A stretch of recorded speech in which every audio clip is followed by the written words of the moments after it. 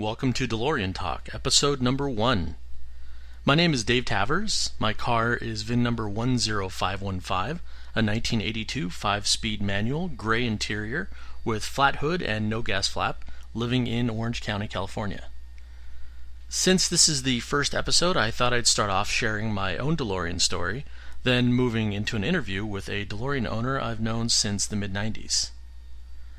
Well, like many people my age, my first experience or introduction to the DeLorean automobile was with the Back to the Future movie. Even as a kid, I thought it was just an amazing looking car.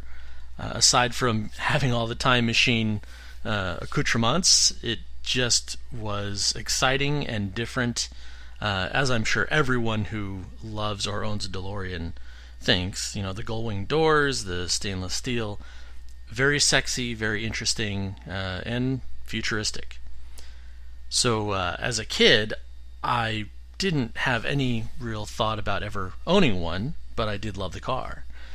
By the mid-90s, I was living in Seattle, working at a big software company, and it finally dawned on me that, hey, I might be able to actually afford and buy one of those cars.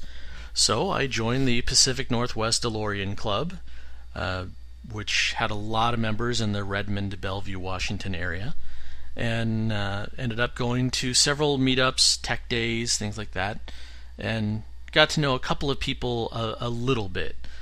Being that I was one of the few non-owner members, no fault of anybody there, I just wasn't as connected to people, because it's a very different thing to be a fan versus actually owning a car. So I attended several get-togethers, connected with a couple of people, but ultimately I got busy. I ended up moving back to California and did not join another club after those first couple of years in Seattle. Well, over the years, I started shopping, kind of keeping an eye out. I created a lot of alerts on Craigslist and eBay and Cars.com and various websites just to monitor the sales of the cars, to better understand how much they went for, what the real issues were. And, well, over time, actually over many years, I finally kind of determined that it was unlikely I was going to find a car for a price that I was willing to pay. And this last year, in 2015, I actually started thinking, maybe I need to figure out what another dream car would be that I could actually get. Then, as luck would have it, on my birthday, November 6th, I was sitting at my desk at work, and one of the frequent email alerts popped up for Craigslist, and it said, DeLorean, $16,000, but there were no pictures. I thought for sure it was either a wreck, or it was missing an engine, or it was stolen. There was something wrong with it. So I emailed the poster and said, "Hey, do you have any photos? Can I come look at it?" He replied back very quickly and said he was working on photos, but yes, I could come and look at it. He was about 25 minutes away from my office, so I packed up my stuff and very quickly headed down there. When I got there, he did not answer the phone, but instead had sent me an email saying that someone else was already there looking at the car, but he would call me when they were gone. I sat there for about 20 minutes and figured that, like most people know, if the car was any good, especially at that price, it was going to be gone. So after about 20 minutes, no call back from him, he didn't answer the phone, I finally determined that it was time to just head back home, head back to the office, and I was a minute away from turning the key on my car. Phone rang, and he said, "Come on over, they didn't want the car." I immediately thought, okay, well then there's something wrong with it, because $16,000, if someone doesn't take that, it's just not worth it. I was only about a minute away from where he was, so I drove over, walked up the driveway, and saw VIN number 10515 sitting in the garage, very dusty and dirty, with 4 disintegrating tires that were flat, and the car was very dirty. The car cover was sitting on the ground, and I just did a quick walk around. The body looked in great shape, one tiny little dent in the left rear quarter panel. Open up the door, the interior looked fantastic. Looked at the engine, everything looked clean. And within 2 minutes, I said to the guy, is it stolen? Is the engine blown? What's going on? And he said, nope, just time to clean house. The car has been sitting here for a long time, and it's time to move on. I surprisingly said, well, before someone else walks up or calls you, I'll take it. And he said, okay, great. Now, I was still kind of freaked out, but at that price and that good looking of a car, if there actually was no problems with it, I thought that would be pretty amazing. As it turns out, it was his mother's car from about 1983 till 87. She drove it until it got quote unquote too hard for her to drive. Turns out that she actually burned out the clutch and ended up just parking it, and they never got it fixed. So it sat in the garage in Southern California for about 27 years, and until they decided to post it online, and I got a hold of it. Very exciting. I was shocked that the day had finally come to get my DeLorean, and it still took a couple of months, but finally in early January I was able to turn the key and drive it away from DeLorean Motor Company in Huntington Beach, California. Long time goal, long time dream. Basically it was my holy grail. There's really no other big thing that I had wanted my whole life, and now I am very happily driving it around and sharing it with friends and family, and joined the Southern California DeLorean Club. Have met a lot of good people there, and have been attending events, parades, car shows, and looking forward to a lot more fun with the car. So that's the quote-unquote short version of getting my car, and I'm looking forward to interviewing more people about how they found their car, what their story is, why they got the car, and mixed in with that, I'm sure I'll be giving my own experiences and thoughts on being a longtime DeLorean fan. Now I would like to transition over to an interview that I did this last week. Over the years, I've called this gentleman many times as I've run across other cars for sale and wanted a second opinion on the known issues with those cars. And he's always been so gracious and giving of his time, even though I haven't seen him in person since at least 1999. So with that, we'll now move over to the interview. All right, we're joined by Arnie Brandon, a longtime DeLorean owner and also longtime past president of the Pacific Northwest DeLorean Club. Thanks for joining us, Arnie. You're quite welcome, Dave. Thank you very much for having me. Being that this is a new show, and knowing you since the mid-90s as a member of the Pacific Northwest DeLorean Club for a short time when I lived up there, I thought you would be a fantastic person to talk to because you have a huge history with the car and with the clubs. So it just makes sense to have you on. Well, I've had my car for I've had a number of cars. I think this is my 7th car. However, I've always kept my original baby, and I sold all the rest, and back down to my original baby and the DeLorean trailer. How many DeLoreans did you own at the same time? I've owned 3 at one time. It's just like everybody should have 3 at one time. At that time, were any of those your daily driver, or were all of them the weekend warriors? Weekend warriors, garage queens, things of this nature. Because I wouldn't buy it unless it was a real nice car, a well-preserved car, and even though it didn't run, I made it run and pulled it out of the cobwebs and made it run and sold them. Do you of any of those cars, whether maybe not even the ones that you bought, did you ever run across that barn find that was just unbelievable, or did you ever get one for such a crazy price that you thought it was stolen? Yes, I've gotten a couple of them that at a crazy price that I thought was stolen. That wasn't. I knew that it wasn't.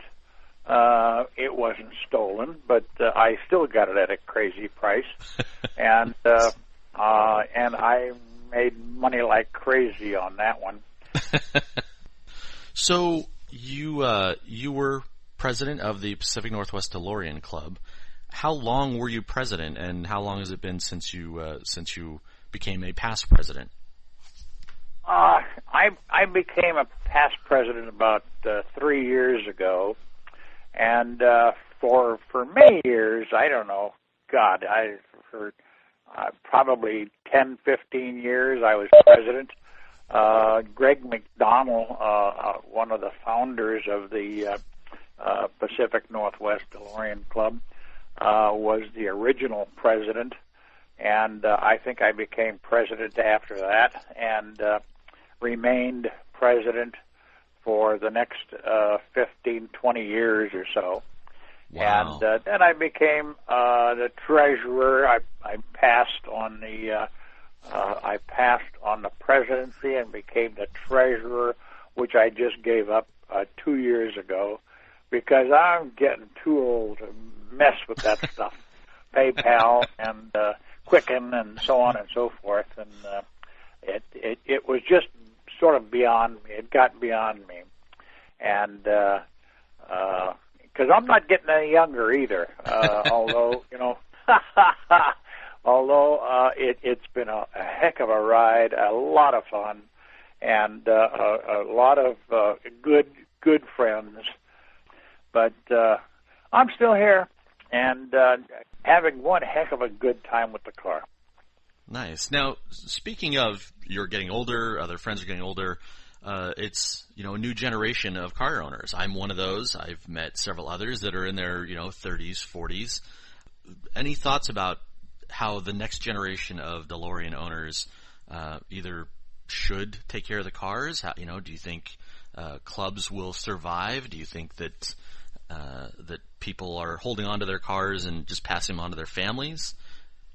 Well, I think that the new generation is certainly a moneyed organization, and they have the wherewithal to take advantage of the DeLorean Motor Company Northwest and the DeLorean Company of Houston, Texas, which is the mother of all DeLorean garages, and they seem to be taking care of cars more seriously than in past years.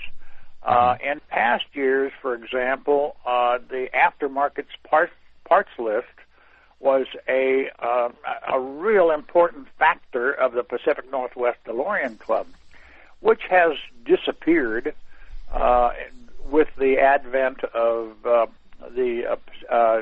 DeLorean Motor Company Northwest and the DeLorean companies of the world. Sure. And because we now have parts, we have a place to go and to have our cars repaired, which we didn't have yesterday. Yeah. We have places to go and experts to take care of our cars. Yeah. Compared to, I can only imagine, now there's people that have Saturns that, while it's still owned by a giant company, DeLorean didn't have that, that opportunity. It was just a local garage who happened. I'm guessing a lot of people there in Seattle or anywhere around the world, there was just that one guy that had worked on one DeLorean, then two, then three, and next thing you know, they became the guy to go to because they had worked on DeLoreans more than anyone else. Well, and we partook in, I submitted my car for the learning curve, to shorten the learning curve a couple of times, I remember it, to get a mechanic on board, a club-sponsored mechanic And so he took care of the running part, but did nothing as far as the body was concerned. And that was the problem, was getting the body straightened out where it was wrinkled. And today we have that. Today we have the experts, the quote-unquote experts. I know that the John that works for Toby Peterson, DeLorean Motor Company, I should say. These guys take care of the cars totally, including rebuilding them, making them back to where they originally started. There was one episode that was just completed at DeLorean Motor Company Northwest, where a guy inherited a car, and that car had been neglected over the years, and so it was brought from Eastern Washington to Bellevue, and restored it completely. Something that wasn't available, 20 years ago. Sure, but sure. Now it is, thankfully, and it has diminished the importance of joining a club.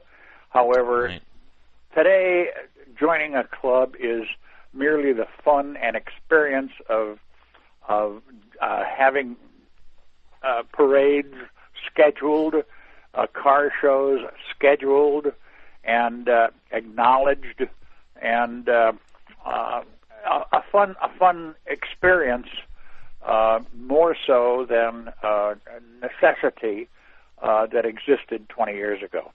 Sure. Well, and anytime you can get 2, 3, 4, 10 DeLoreans together, whether it's just for Starbucks or a parade, it always looks so fantastic. So that's it does. For me. That's one of the big reasons to be part of a club, is I want to get together with other owners and be able to see the cars together.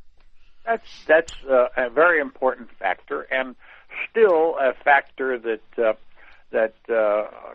I had a Jaguar dealer call me here a couple of years ago, and a guy wanted to trade in a DeLorean for a very exotic Jaguar, and called me about it, and about the trade-in.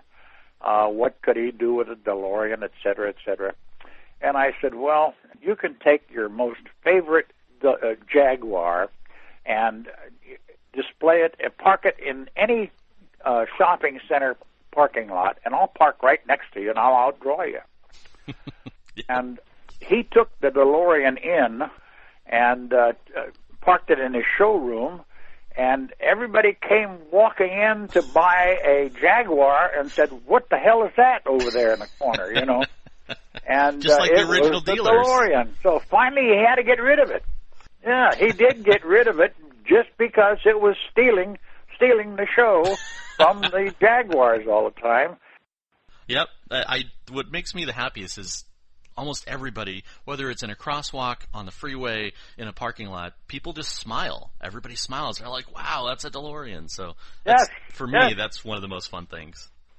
So you were talking about traveling with the car. What is the longest road trip where you've driven the car as opposed to towed it? Driven the car. I drove the car to San Francisco from Seattle and back. When was that?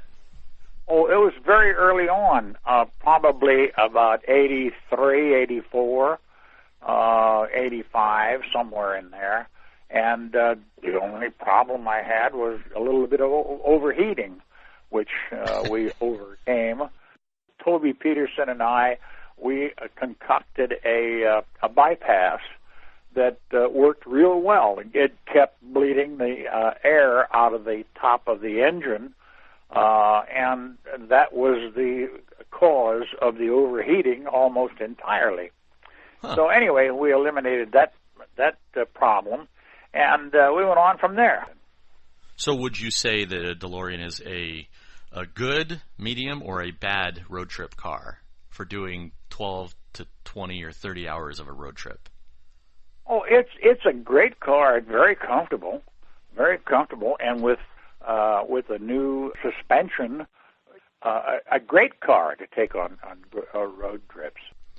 Okay, so do you have a best and worst fan experience? Of somebody seeing you in the parking lot or on the freeway. Anything come to mind of both your most favorite and fun experience, and then the time when you just couldn't get out of there fast enough? I don't have any experiences that I can think of that would get me out of there quick enough. All I can think of is all that comes to mind are positive experiences with the car. Arnie, thank you again so much for doing this. I have one last question for you, and even though Sure. you may not be driving the car as much these days, what is in the trunk of your car right now? In the trunk of my car right now is, number one, the luggage rack that was made to fit the back of the car over the louvers, and was made the configuration of the trunk. So it fits very, very nicely into the trunk. And in addition to the luggage rack is our 2 or 3 banners, Pacific Northwest DeLorean Club banners, clip-on banners that we had made. And there's also a tool chest, I guess, in the front that contains 2 cans of cleaner, Windex and Armor All. Windex is to take the fingerprints off the car during car shows, and that's always a necessity. So that's a spray can of Windex, and a cleaning rag too. And so that's about it. That's it's in the trunk right now.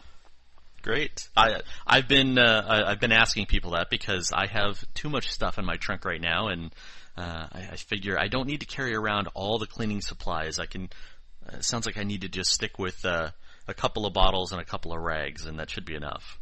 Yes, I agree. And you should have the luggage rack too, because if you have a flat tire and a rear tire, you have to make a decision whether you leave the passenger behind or a spare tire behind, or a flat tire behind, because you aren't going to fit both of them into the car. Not without the hood opening and impinging on your forward sight. So right. The luggage rack is imperative, particularly in the rear tires. The front tire will fit in the trunk, but the rear tire will not fit in the trunk. So, right.